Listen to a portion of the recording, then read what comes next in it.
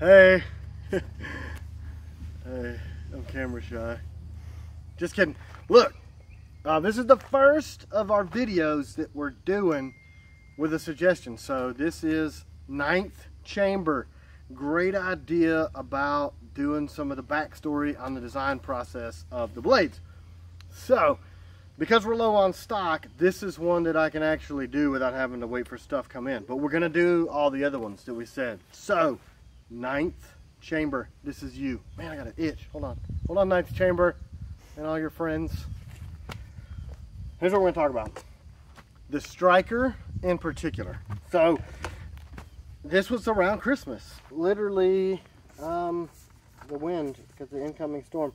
24th of December. If you watch back, it'll say Christmas knife quench.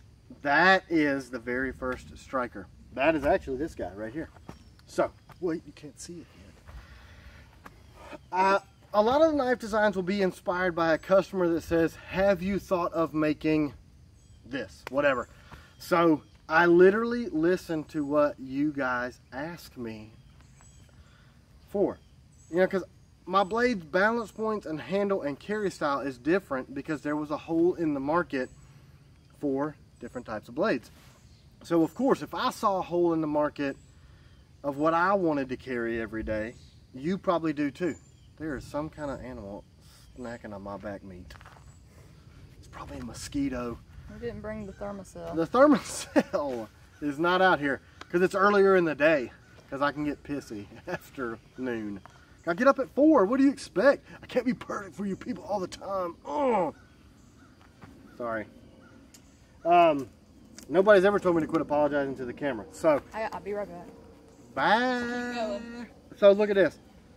So here's what we do. 24 December 2020. You see it? I don't know if it's going to focus or not because I'm all alone out here.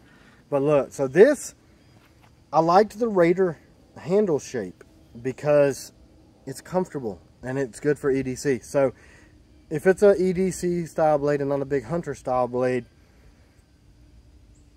I'll use the Raider handle. So look, this was the first sketch. You can see the eraser marks. It says Ranger remake. So my thought process was the guy who was reaching out to me about making a more fighter style blade was a Ranger. So, and I used to have a knife called the Ranger and I didn't like it, so I pulled it back, but it had a more aggressive tip. So if you look, this was the blade. I like this double swedge idea because it'll give you more stabbiness capabilities or whatever. So I sketched this out, and then the picture next to it, I would Xerox this and then traced it here and made my refinements, right? So I wanted a high grind line for more sliciness, and then I wanted this swedge full length, right? So there's that. So hold on. So then typically what I'll do is I'll make a plastic cutout of these stupid little what are these? Oh, those cutting boards. Yeah, they're like cheap cutting boards. Yeah, those cheap cutting boards that yeah, you had that idea. Yeah, like, they're shit. These things suck for actually cutting because they're easy to cut. But they're $1 at the Dollar Tree. Ooh, Dollar Tree. Don't send me free stuff. I don't want it. Because it'll break. Anyway, so I'll cut them out of this plastic stuff. And that way I've got a, because look at this. This is magic, right? You see that? Can you see that on the movie? Okay, yeah, look. it's not real. You see how clear that pencil is through there? You can trace straight onto here. Hello? Can you see it now? Yeah. So you can do your stuff, right? And then you can poke little holes in it, but these are crap but they're good for knife designing, right? So I'll cut this guy out, and then I'll take it. I should have brought a piece of steel out here. This was actually a piece of 80 CRV that New Jersey Steel Baron suggested I try this stuff, and I said, all right, I'll give it a shot. So he sent me a bar of it. So this is the very first assist one, right? So if you'll notice how exceptionally similar it is. Look. So one, look at that. Yeah. See what I'm saying? Is that on the camera? Yeah. You can see that? Yeah, you can see it. So I tested it, I quenched it. This is not Cerakoted. This is not anything other than I left the forged scale on this knife, and then for rust preventative, because I knew I was going to carry this around to beat the hell out of it and see if I like how it performed, I did a ferric chloride etch. So these colors that you see that are coming through are actually the predecessor to the finish that you've seen called Recon Distressed. So I took this blade and this color pattern to Cerakoter and said, look, can you duplicate this look? And they're like, yeah, sure. But now I can't even get that done anymore. Long story. Hey, I need a good Cerakoter if you know some that can make this again. That would be great, right? They did great quality work, but whatever. There's other stuff. Yeah, so he asked about your inspiration and ideas behind them. You talk about that a little bit? Yeah, already? yeah, you took a break. Oh, okay. But yeah, I was talking to a ranger, Army Ranger, and he wanted a fighter style blade, and I remember we had the Ranger before, and I quit So making is that's how you do on all your knife designs? Yeah, a lot of them. Some of them I just like the Raider, which this is actually the template from the Raider.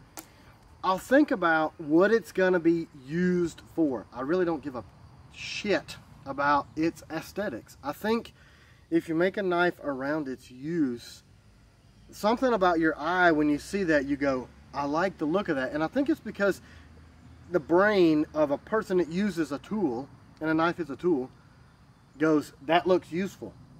So then I want it to fit your hand, because that's useful, and I want it to not tire you out. Man, that something snacked on me, it itches, because I'm a girl, I'm scared of itchy stuff. I want it to be useful all freaking day, right? I don't care what it looks like. I don't care.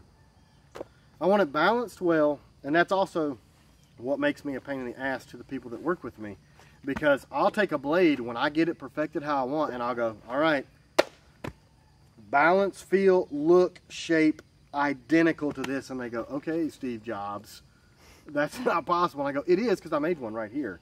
You just got to replicate this and help me make a bunch, because I think folk finna like this.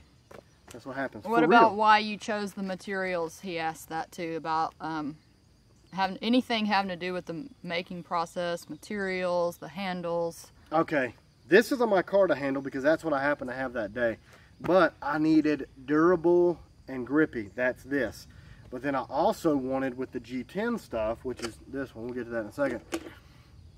I wanted something, if you use this to clean an animal, canvas is what the base material of micarta, and this is the Norplex micarta, the real stuff. Excuse me. It'll suck in moisture, right? And it does give you good grip, but then if you're cleaning game or chickens, or then you go to grab this to use on your food and you feed yourself, yeah, uh-oh. I done got Sam's Vanilla, Salmonella, that's what I call it. I got Sam's Vanilla from that T.Kell knife because he didn't tell me that it sucked in chicken blood and I'm finna die. So I wanted something as grippy and as durable as micarta, but wouldn't suck stuff in. Yeah, and you only use G10 and micarta, right? Right, right. Yeah. I did some wood stuff when I made my chef's knives, and wood dents and it swells and contracts, and I was stabilizing the wood, but everybody's doing that. And I didn't shy away from it because everybody's doing it. I shied away from it because if you take a baton and you smack one of my blades, you can break wood, right? And you can dent it and you can ding it, and that just didn't make me happy. So that's why I don't use wood. I used to use some acrylic because it was pretty and people asked for it, but it's not durable enough for my liking. That's why I don't use that, right? So 1095 is a steel. It goes in depth on the website as to why I use that. I've used a lot of steel on a lot of tools and a lot of stuff in my lifetime. And the K-bar that we had in the Marines used to be by Ontario, and it used to be 1095 steel. It may still be, but I'm not sure. But I thought to myself, what's the most durable and easy to sharpen when you're in the field? Now, I never had to slay a human with a K-bar, So I don't really know how it holds up against that. But listen, we cut trees, we cut open MREs, we stabbed desert rats when we probably should not have done that. So we didn't do that. We didn't do that. But you know, you clean game and you do a bunch of stuff and you clean fingernails, and 1095 is almost 1% carbon. It actually kind of has a wide range, and don't quote me on this, but I think it's like 0.90 to 0.101, 1095. So it's almost 1% carbon. It's going to hold up to heavy impact. It's a simple steel, a Euticoid steel that's durable. It's easy to heat treat, so I can keep that uncommon blade for the common man. The heat treat doesn't cost me a bunch of really high-end equipment to do. If I'm getting into really complex heat treats for some super steels, the price has to go up. So then it becomes what everybody else is doing, a super expensive blade. And I don't want to do that. Namin or Yamin, that's one word too. Yamin or Nuntama. That's not what I'm talking about. Thanks, Juan. I stole that from you. Nuntama.